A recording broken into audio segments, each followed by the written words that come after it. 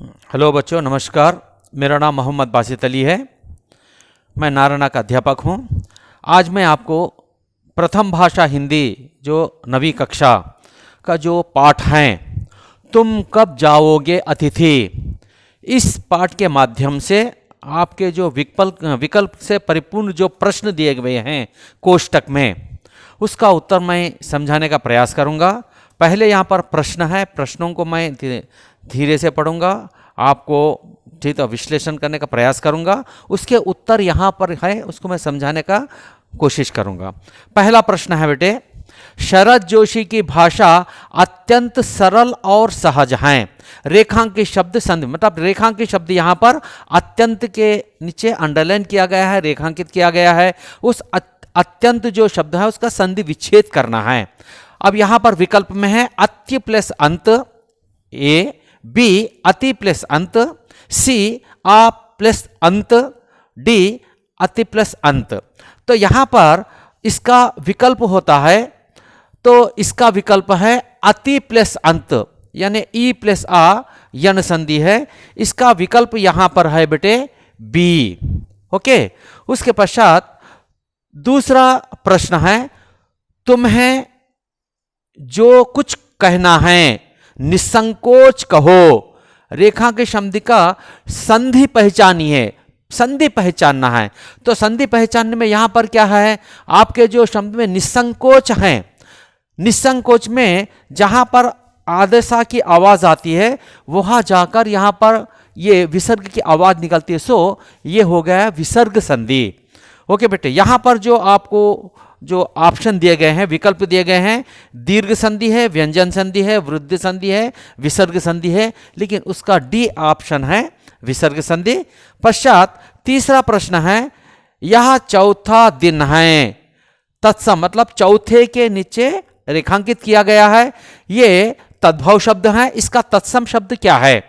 विकल्प में है चतुर्थ, चौथ, चाटुकार, चमक। यानी विकल्प है ए चतुर्थ।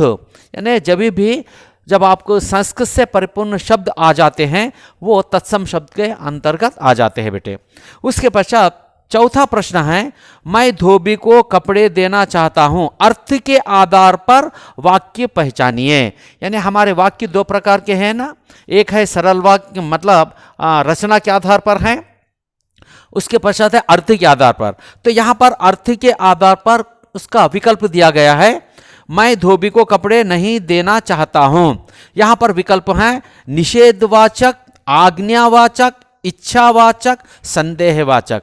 यानी बेटे कभी भी जो वाक्य में जब चाहता नामक शब्द जब भी आता है उस समय वो होता है इच्छावाचक, यानी विकल्प है सी इच्छावाचक। उसके पश्चात अतिथि, मेहमान, अदिति, पहनु।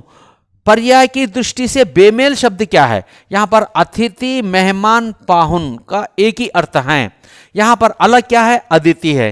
तो यहां पर विकल्प में है ए अतिथि, बी मेहमान, सी अदिति, डी पाहुन।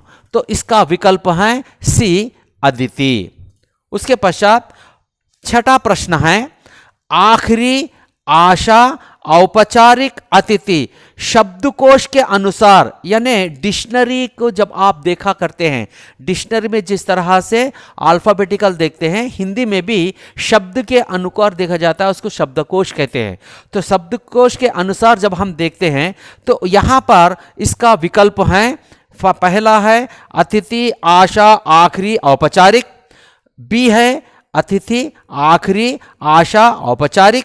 सी है औपचारिक, अतिथि, आशा, आखिरी। डी है आखिरी, औपचारिक, आशा, अतिथि। तो यहां पर इसका विकल्प है बेटे बी। अब यहां पर क्या है, पहले आ, उसके बाद आ, उसके बाद आ के पश्चात क्या है यहां पर? अब देखिए ओ, आ, उसके बाद औ आ रहा है। तो इस तरह से ये डिक्शनरी के माध्यम से जब लिया जाता है तो उसको शब्दकोश कहते हैं, शब्दकोश के अनुसार। ओके बेटे, इसका विकल्प हो गया बी।